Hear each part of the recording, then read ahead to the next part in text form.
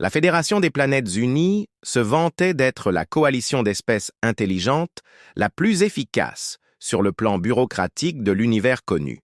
Bien sûr, cela revenait à se vanter d'être la décharge la moins nauséabonde d'un site d'enfouissement, mais personne n'avait le cœur de le leur dire. Pendant 17 000 cycles standards, la Fédération avait perfectionné l'art de traiter les demandes d'adhésion de nouvelles espèces avec l'enthousiasme de fonctionnaires à 15 minutes de la fin de leur journée de travail, le vendredi.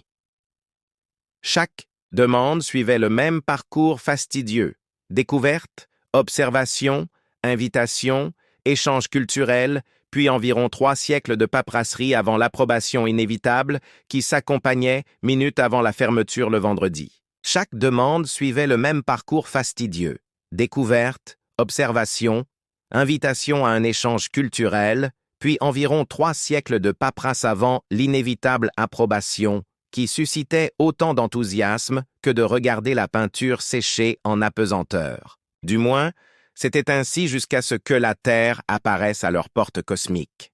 « Ils ont fait quoi ?» demanda le grand chancelier Zorp, ses 7 yeux se contractant simultanément, signe indéniable que ses sacs digestifs se remettaient à fonctionner. En moins de 200 ans, ils étaient bêtes et passés de signaux radio primitifs à un voyage plus rapide que la lumière, signe indéniable que ces sacs digestifs se remettaient en action. Passer de signaux radio primitifs à un voyage plus rapide que la lumière en moins de 200 ans, répéta nerveusement le jeune analyste Don. La peau avait pris une teinte bleu pâle, indiquant un stress extrême, une malheureuse réaction allergique, au plat du jour de la cafétéria. « C'est impossible », dit Zorp en agitant un tentacule d'un air dédaigneux. Le calendrier de développement standard indique clairement que cette espèce a besoin d'au moins 1 millénaire entre la découverte de la communication électromagnétique et l'acquisition de capacités interstellaires. L'analyste s'éclaircit, se quiser de gorge chez son espèce. Oui, eh bien, ils semblent avoir sauté quelques étapes. De plus, ils ont transformé en armes presque tout ce qu'ils ont inventé. Comme c'est charmant, dit Zorp, avec un sarcasme qui coulait comme les sécrétions visqueuses de sa glande de l'inquiétude. Et ensuite, ils mangent leurs petits? Non, mais ils pratiquent quelque chose qui s'appelle des concours de mangeurs, ce qui est peut-être encore pire. Le Conseil de la Fédération convoqua une session d'urgence plus tard dans la journée, ce qui, pour un organe directeur qui mettait généralement 20 ans à se décider sur la rénovation des toilettes, était pratiquement une décision prise à la vitesse de la lumière. Des représentants de plus de 300 mondes se réunirent dans le grand hall galactique, une salle conçue pour impressionner avec ses plafonds voûtés et son acoustique épouvantable. Ces humains commencèrent par ambassadeur de Régelia, prononçant ce mot comme s'il s'agissait d'une maladie de peau particulièrement répugnante, ont accompli en quelques siècles ce qui a pris à la plupart d'entre nous des millénaires. Soit ils possèdent une intelligence qui dépasse notre compréhension, soit ils sont complètement fous, a conclu le représentant andorien, dont les antennes s'étaient recourbées d'une manière que les anthropologues culturels avaient récemment déterminée comme équivalente à un sourcil sceptique. « Pourquoi pas les deux ?» a suggéré l'ambassadeur Télélite Avex, qui pouvait être un petit rire ou peut-être une grave infection respiratoire après 18 heures de débat. Septincident diplomatique et une situation regrettable impliquant la robe de cérémonie de l'ambassadeur Vulcain qui s'était coincée dans un système de ventilation. La Fédération a pris la décision sans précédent d'accélérer la demande de la Terre. Ce n'est pas que nous les aimions particulièrement, a expliqué le chancelier Zorp à l'Assemblée, c'est juste que je préfère avoir ces humains où nous pouvons les voir plutôt que là-bas.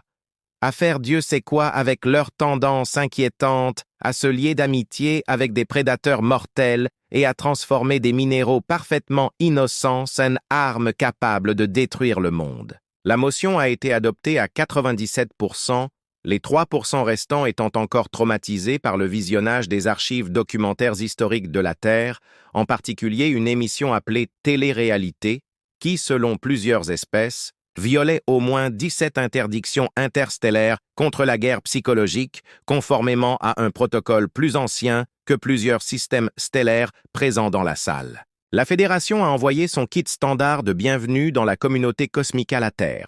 Celui-ci comprenait un ensemble gratuit de dispositifs de traduction universelle, un guide des coutumes de la Fédération, une version abrégée de l'édition originale en 42 volumes et une demande pour que la Terre envoie à son tour un kit d'échange culturel.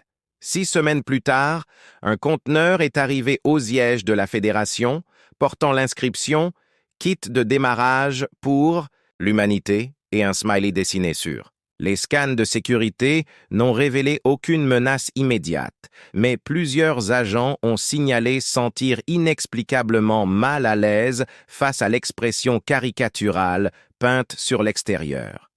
Le directeur administratif adjoint Glix a été chargé de diriger le comité chargé d'examiner la soumission humaine. En tant que membre des lexiconiens, méthodiques et douloureusement minutieux, Glix était considéré comme le choix idéal pour cette tâche. Ce que personne n'a mentionné, c'est que les lexiconiens étaient également connus pour s'évanouir lorsqu'ils étaient confrontés à tout ce qui ne correspondait pas à leurs attentes rigides en matière d'ordre universel. Notre travail a informé Glix à son équipe de 5 spécialistes, chacun sélectionné pour son expertise en anthropologie xéno-humaine et sa grande tolérance au choc culturel, consiste à cataloguer et analyser ce kit de démarrage humain afin de mieux comprendre nos nouveaux membres potentiels de la Fédération. L'historien Cassien ajusta nerveusement ses lunettes. J'ai étudié leur récente transmission de ces humains, qui semblent étranges. Toutes les espèces ont leurs particularités, rétorqua le sociologue Télérite. Les Andoriens composent des poèmes sur leurs infections fongiques, et les Boléens considèrent qu'il est impoli de ne pas rôter après un repas. Oui, mais les humains, répliqua le Cassien en remuant nerveusement la queue, les humains boivent du poison pour s'amuser et sautent d'engins volants en parfait état pour se divertir. Glix balaya ses préoccupations d'un geste de sa tentacule. Je suis sûr que leur culture révélera une espèce sophistiquée digne de faire partie de la Fédération. Après tout, ils ont maîtrisé le voyage plus rapide que la lumière sans s'anéantir eux-mêmes. À quel point pourrait-il être bizarre? L'anthropologue Vulcain dans le coin de la pièce a levé un sourcil si haut qu'il a failli quitter son visage. Je crois, directeur, que c'est ce que votre espèce appelle une célèbre dernière. Ils programmèrent la cérémonie officielle d'ouverture pour le lendemain matin, ignorant totalement que le contenu de ce conteneur d'apparence inoffensive allait plonger la Fédération des planètes, unie dans la plus grande crise diplomatique depuis la débâcle du grand accord commercial tribal de la date stellaire 40523.7.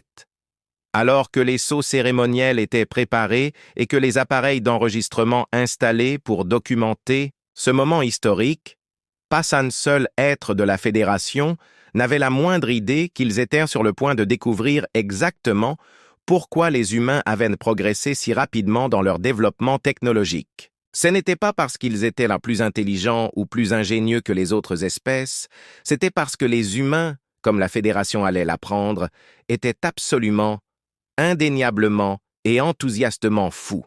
Le lendemain matin, le quartier général de la Fédération bourdonnait d'une énergie habituellement réservée aux annonces d'exonération fiscale.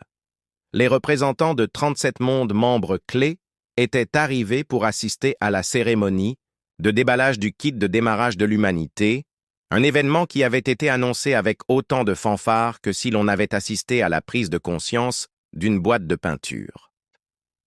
Avant de commencer, annonça la directrice adjointe Glix, sa voix amplifiée par le système d'amélioration acoustique de la salle, qui servait principalement à donner l'impression que tout le monde parlait depuis l'intérieur d'un aquarium, mal conçu. Je rappelle à tous les participants que le relativisme culturel est l'un des fondements de la Fédération. Nous nous réservons le droit de juger, quelle que soit la nature de ce que nous rencontrons. L'ambassadeur andorien se pencha vers son collègue Télérite et murmura participant que le relativisme culturel est l'un des fondements des valeurs de la Fédération et que nous devons réserver notre jugement, quelle que soit la nature de ce que nous allons découvrir. L'ambassadeur andorien se pencha vers son collègue Télérite et murmura « Je parie 20 crédits que quelqu'un va s'évanouir dans les 5 premières minutes. Je parie 30 que ce sera Glix elle-même. répondit le Tellérite en ricanant. Une fanfare cérémonielle joua une composition atonale de 12 notesses qui ressemblait à l'équivalent musical d'une équation mathématique en pleine crise existentielle. Alors que deux agents de sécurité s'approchaient du conteneur avec une précision qui suggérait qu'ils avaient répété ce moment bien plus que nécessaire, ils activèrent le mécanisme de déverrouillage et le couvercle du conteneur glissa avec un bruit décevant. Pendant un instant, il y eut un silence. Il semblait être rempli de dispositifs de stockage de données et d'artefacts physiques, rapporta le chef xénotechnologue en regardant. Lorsqu'il fut activé, le cube projeta involontairement un menu holographique divisé en catégories: littérature, divertissement, histoire, sciences, loisirs, cuisine et une section mystérieusement intitulée Internet, accès à vos risques et périls. Commençons par la littérature, ordonna Glix, une décision qu'elle remettra en question lors de nombreuses séances de thérapie ultérieures. La projection changea pour afficher une liste de ce que les humains considéraient apparemment comme leur chef-d'œuvre littéraire. Un expert en littérature vulcaine expert en littérature s'avança, le visage impassible comme seuls les Vulcains peuvent l'être lorsqu'ils sont confrontés à l'inexplicable. Il semble que les humains aient une préoccupation inhabituelle pour les scénarios improbables, remarqua-t-il après avoir parcouru les titres. Leurs œuvres les plus célèbres comprennent des contes d'enfants fréquentant des écoles de magie, de petits humanoïdes détruisant des bijoux et quelque chose appelé 1984, qui, contrairement à ce que son titre numérique pourrait laisser penser, n'est pas un texte mathématique, mais plutôt une prédiction de leur propre société qu'ils craignaient et créaient simultanément. C'est étrange, admit Glix, mais pas particulièrement alarmant. Le Vulcain haussa un sourcil. Ils ont également un genre entier, consacré à la description détaillée de deux ou plusieurs humains se livrant à des comportements reproductifs. Un murmure collectif parcourut l'assemblée, suivi du bruit distinct de quelqu'un demandant l'accès immédiat à cette section pour une analyse culturelle plus approfondie. Nous devrions peut-être passer au divertissement, suggéra l'historien. Cassien, les moustaches tremblant nerveusement. Cela s'avéra être une erreur encore plus grande que l'analyse littéraire. La section divertissement contenait des échantillons de quelque chose appelé film, qui se révélèrent être des histoires visuelles d'une durée allant de 20 minutes à plus de 3 heures. Il semble qu'ils aient des milliers de ces films décrivant leur propre extinction, rapporta l'analyste des médias, son échelle passant à une teinte mauve inquiétante. Destruction par le changement climatique, astéroïdes, pandémie, extraterrestres, plantes, zombies, robots et dans un cas, des conditions météorologiques exceptionnellement mauvaises. Pourquoi une espèce créerait-elle autant de scénarios détaillés de sa propre disparition ? Demanda l'ambassadeur de Tellérite pour s'amuser, répondit l'analyste en vérifiant ses notes. Il consomme sèche-histoire tout en ingérant des végétaux aromatisés et du sucre liquéfié. L'œil gauche de Glix commença à trembler. Veulent-ils disparaître? Les preuves suggèrent le contraire, dit l'analyste.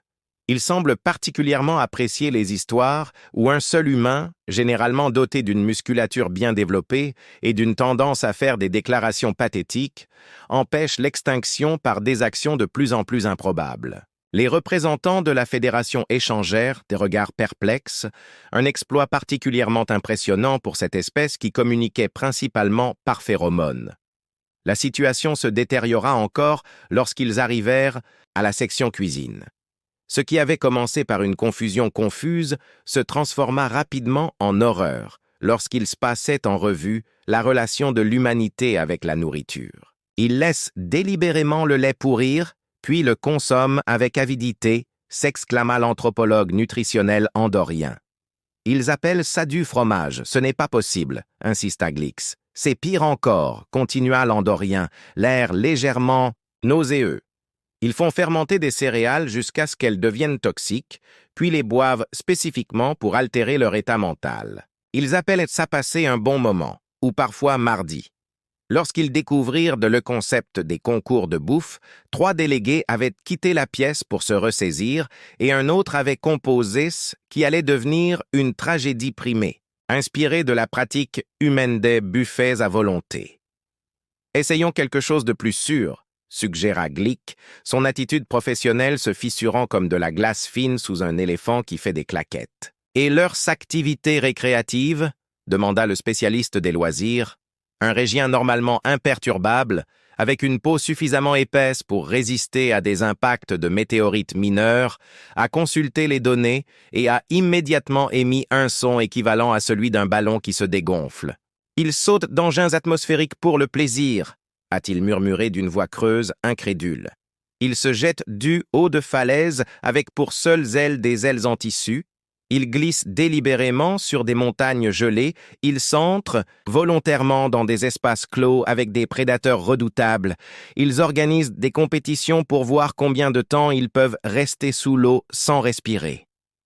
Testent-ils les limites de leur mortalité? Demanda le Vulcain, le seul à paraître encore calme, même si ceux qui le connaissaient bien remarquèrent qu'il clignait des yeux s'environ 3,7 fois plus souvent que la normale.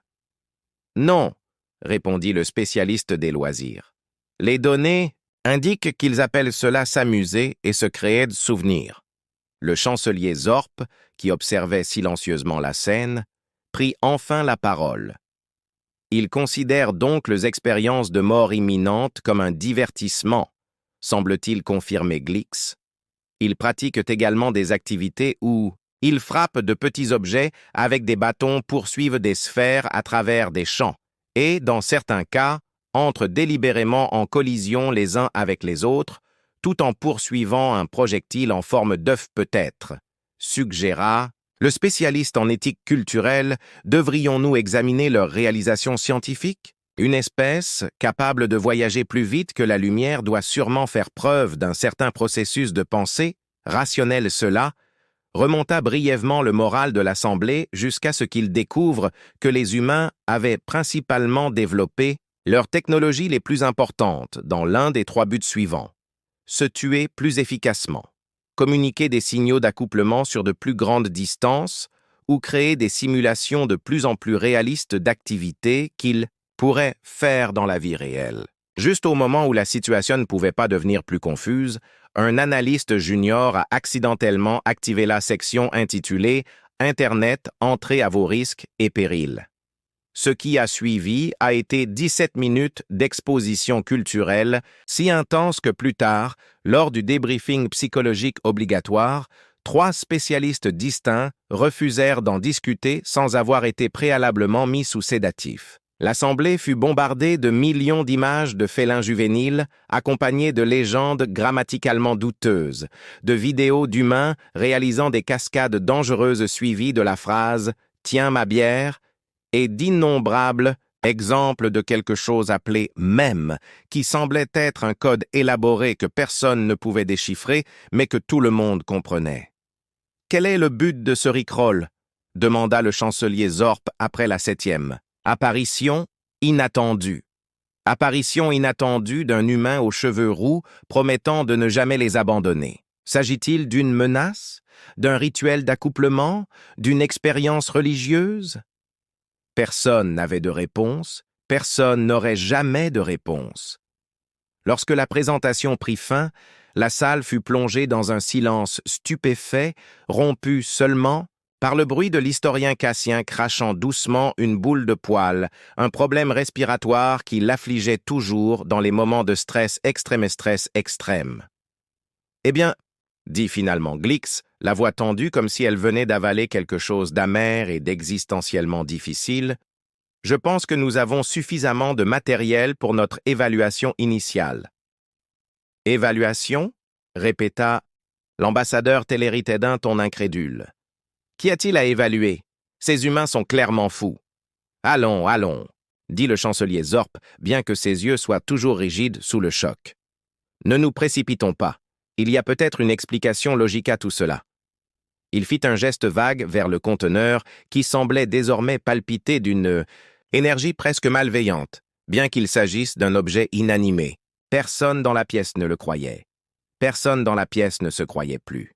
La réalité avait pris un virage radical vers une dimension où la logique était facultative et où le bon sens avait disparu mourir. « Je propose », annonça le représentant. Vulcain d'une voix à peine moins ferme que d'habitude, ce qui, pour un Vulcain, équivalait à crier de manière hystérique que nous convoquions une session extraordinaire du Conseil pour discuter de l'application humaine. La session extraordinaire du Conseil se réunit avec le genre de détermination sinistre habituellement réservé à l'annonce d'une augmentation des impôts ou de la décision de la cafétéria de servir du régéliant. Pudding au sport pour la 3e semaine consécutive, la grande salle du Conseil, conçue pour accueillir les représentants de plus de 300 mondes, semblait désormais étouffante. La tension était si palpable qu'on aurait pu la couper au couteau. Le chancelier Zorp ouvrit la séance en frappant le gong cérémoniel qui produisit un son remarquablement similaire à ce que les données humaines avaient identifié comme un triste trombone. « Chers collègues, » commença Zorp d'une voix soigneusement modulée pour projeter une autorité calme plutôt que la panique existentielle qui lui tordait le 7e cluster neural. « Nous sommes confrontés à une situation sans précédent. Le paquet culturel humain a soulevé des inquiétudes. L'ambassadeur andorien bondit pratiquement de son siège, les antennes raides d'indignation. C'est comme appeler une supernova une vague de chaleur. Ces humains sont clairement trop dangereux pour être admis dans notre paisible coalition. Pas maintenant, mit en garde le représentant Télérite, qui avait passé les 3 dernières heures à regarder en secret des vidéos de chats humains et à développer une fascination malsaine pour les félins terrestres. Ne soyons pas précipités, ils sont certes bizarres, mais ils ont réussi à ne pas se détruire malgré leurs particularités, a ajouté le délégué Vulcain d'un ton sinistre. L'heure qui a suivi s'est dissoute dans un débat chaotique qui aurait fait passer une session parlementaire humaine pour un cours magistral de décorum. Des espèces ayant des divergences politiques de longue date se sont retrouvées à former des alliances improbables basées uniquement sur leur interprétation du niveau de menace potentielle que représente l'humanité. Ils gardent des prédateurs domestiques dans leur maison, s'écria l'ambassadeur Kishienne, dont l'espèce avait évolué à partir de créatures remarquablement similaires aux chats domestiques terrestres, un fait que personne n'osait mentionner. Ils appellent ces bêtes dangereuses « bons garçons » et « doudou ». Ils consomment intentionnellement de la capsaïcine, un composé développé spécifiquement pour empêcher la consommation, puis évaluent leur nourriture en fonction de la douleur qu'elle leur cause, ajouta un nutritionniste Bolan, dont le teint bleu avait pris une teinte azur maladif. Le représentant Klingon, qui était resté étrangement silencieux pendant l'examen initial, a soudainement frappé du poing sur la table avec une force suffisante pour fissurer le matériau supposé indestructible. Les Shumens sont des guerriers dignes de respect. N'avez-vous pas vu leurs films d'action, leurs sports de contact, leurs débats politiques? Ils recherchent la gloire à travers le combat. Ce soutien inattendu n'a pas contribué à calmer les esprits, d'autant plus que la délégation Fangi a commencé à faire circuler une proposition visant à vendre des armes aux humains en échange de cette fascinante substance appelée chocolat, dont l'analyse préliminaire suggérait qu'elle pourrait devenir la substance légale la plus addictive dans les 7 cadrans. La directrice adjointe Glix, qui avait été chargée de préparer une évaluation formelle, s'approcha du podium avec l'enthousiasme de quelqu'un qui marche vers sa propre exécution. « Après une analyse approfondie, » rapporta-t-elle d'une voix tremblante, « nous avons classé l'humanité comme suit, technologiquement avancée, culturellement chaotique, psychologiquement contradictoire et comportementalement imprévisible. Ce n'est pas une classification, protesta l'ambassadeur Vulcain. C'est une étiquette d'avertissement, répondit précisément Glix. Nous recommandons de créer une toute nouvelle catégorie taxonomique pour eux. Le représentant Trill se pencha en avant et demanda « Et comment appelleriez-vous cette catégorie ?» La peau de Glix passa par 17 nuances de détresse avant de se fixer sur un violet modelé. Le terme technique que nous avons proposé est... Le chancelier Zorp l'interrompit précipitamment.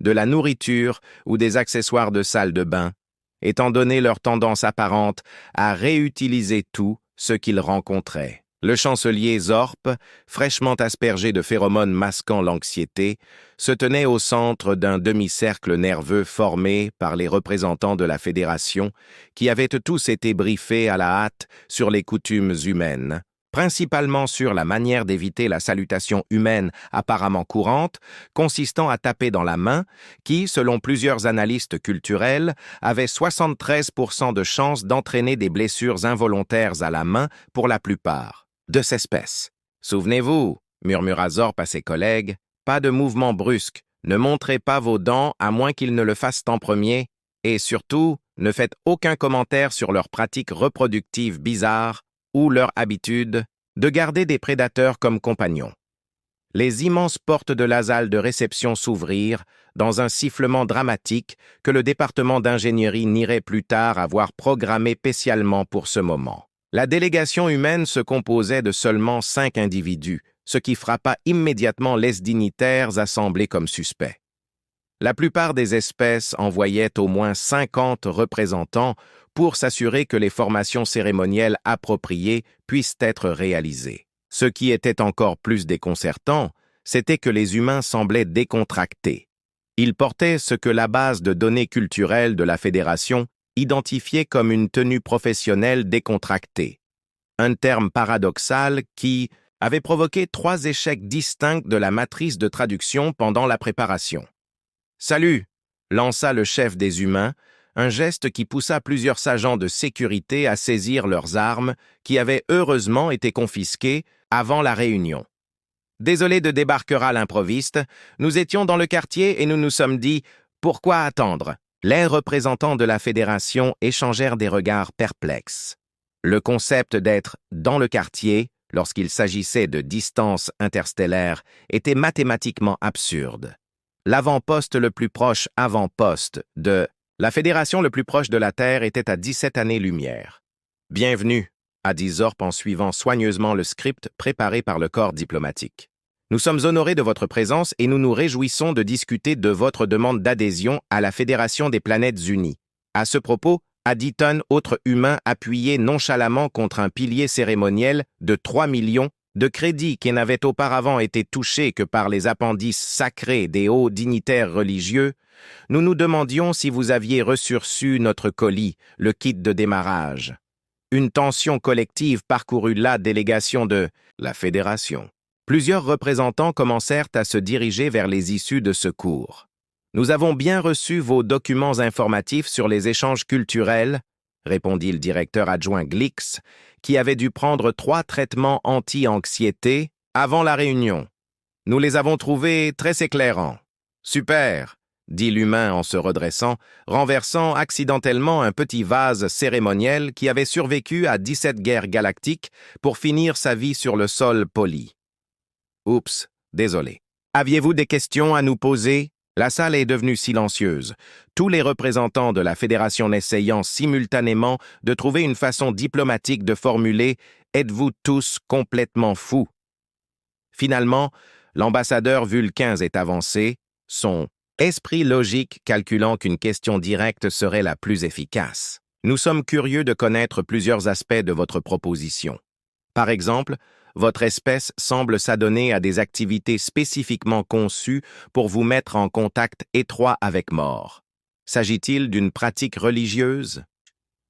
Les humains échangèrent des regards, puis éclatèrent de rire, un son qui provoqua une hystérie sympathique chez plusieurs espèces empathiques présentes dans la salle, bien qu'elles ne comprennent pas l'humour. « Oh, vous voulez parler des sports extrêmes ?» demanda un humainen, essuyant une larme. « Non, c'est juste pour s'amuser. La vie est ennuyeuse si on ne repousse pas le limite de temps en temps, vous voyez ?»« Amusement », répéta le Vulcain comme si ce mot était une équation mathématique particulièrement complexe. « Vous risquez votre vie pour vous amuser ?»« Eh bien oui », répondit un autre humain en haussant les épaules. « Quel est l'intérêt de vivre si l'on ne se sent pas vivant ?» Cette déclaration philosophique provoqua une légère crise existentielle parmi les représentants réunis, en particulier chez les Benzites, dont le concept de divertissement consistait principalement à cataloguer différents types d'algues. « Et vous vous divertissez comment ?» demanda l'ambassadeur andorrien. « Vous créez des milliers de scénarios décrivant votre propre extinction. Oh, les films catastrophes, ceux-là sont géniaux. Rien de tel que de regarder tout s'écrouler. Pendant que vous êtes en sécurité sur votre canapé avec du pop-corn, c'est cathartique. » Le psychologue en chef de la fédération prit note de faire des recherches sur ce concept de catharsis à travers des apocalypses fictives, de préférence depuis un bunker bien fortifié. Ce qui suivit fut 2 heures de l'échange culturel, le plus bizarre de l'histoire de la fédération. Les humains expliquèrent joyeusement chaque aspect apparemment contradictoire de leur civilisation avec l'assurance désinvolte d'êtres qui ne s'étaient jamais demandé si le fait de conserver des explosifs et du matériel de préparation alimentaire dans la même pièce était un choix judicieux. « Si je comprends bien, » dit le chancelier Zorp, les yeux agités par la confusion. « Vous avez créé Internet, vous vous êtes rendu compte que cela détruisait votre cohésion sociale, puis vous avez continué à l'utiliser ?» « En gros, oui, » répondit le représentant humain. « Nous sommes compliqués comme ça, et vos stratégies diplomatiques s'impliquent souvent de menacer de vous détruire vous-même avec vos ennemis. La destruction mutuelle assurée a très bien fonctionné. Jusqu'à présent, » a déclaré l'humain en levant le pouce, un geste que les 3 espèces l'ont mal interprété comme une déclaration de guerre avant d'être rapidement corrigé alors que l'échange se poursuivait. Un étrange changement a commencé à s'opérer parmi les représentants de la fédération. L'horreur initiale est progressivement transformée en une fascination réticente. Les humains étaient chaotiques, oui, contradictoires, certainement, potentiellement dangereux, absolument, mais ils étaient aussi inventifs, adaptables et dotés d'une résilience qui frôlait le miraculeux. « Je crois comprendre maintenant, » dit l'ambassadeur Vulcain, rompant un silence contemplatif. Les progrès rapides de votre espèce ne sont pas malgré vos contradictions, mais grâce à elles. Votre nature illogique stimule l'innovation précisément parce que vous refusez d'accepter des limites qui semblent évidentes aux autres. La délégation humaine échangea à nouveau des regards, cette fois avec des expressions de légère surprise. « Eh bien, c'est assez profond. Je n'avais jamais vu les choses sous cet angle. » Le chancelier Zorp, sentant une opportunité diplomatique, s'avança avec une confiance nouvelle. « Le Conseil de la Fédération devra bien sûr délibérer sur votre demande, mais je pense que nous devrons peut-être créer une nouvelle classification pour l'humanité au sein de notre coalition. Tant que nous avons accès à vos super restaurants spatiaux, nous sommes flexibles. » répondit le chef de la délégation humaine avec un sourire, alors que la réception officielle se terminait et que les humains étaient escortés vers leur quartier temporaire. Les responsables de la fédération se réunirent pour un débriefing d'urgence qui se transforma rapidement en quelque chose ressemblant à un groupe de soutien. « Oh, que va-t-on faire ?» demanda le directeur adjoint Glix, qui avait développé un tic facial qui se manifestait chaque fois que quelqu'un prononçait le mot « humanité ». Le chancelier Zorp regarda pensivement l'espace où se tenaient les humains. « Je crois que nous n'avons pas d'autre choix que de les accepter, non pas parce qu'ils répondent à nos normes, mais parce que si nous ne les incluons pas dans nos règles, ils créeront simplement les leurs, et je soupçonne que la moitié de la galaxie les rejoindra par pure curiosité. » 6 mois standards plus tard, l'humanité était officiellement accueillie au sein de la Fédération des Planètes Unies, sous la nouvelle classification d'espèces contributrices exceptionnellement unique. Le document officiel contenait une 17 000 notes de bas de page sans précédent, dont la plupart se résumaient à « laissez-les faire leur travail et ne vous en mêlez pas ». Et tandis que la Fédération affirmait publiquement que toutes les espèces membres étaient égales, la plupart des systèmes de défense planétaire incluaient désormais un protocole spécial intitulé « En cas d'intervention humaine », qui se traduisait essentiellement par « Baissez-vous et couvrez-vous ». Mais le plus inquiétant était peut-être la rapidité avec laquelle certains aspects de la culture humaine se sont répandus dans toute la Fédération. Du jour au lendemain, les responsables de la Fédération terminaient leur transmission par « à bientôt » et décrivaient de manière inexplicable de négociations diplomatiques fructueuses comme complètement dingues. La Fédération des Planètes Unies avait en effet regretté d'avoir demandé ce que contenait le kit de démarrage de l'humanité. Mais comme le disait désormais la devise officieuse du nouveau corps diplomatique, trop tard, ils sont là. Et ils ont apporté de tacos.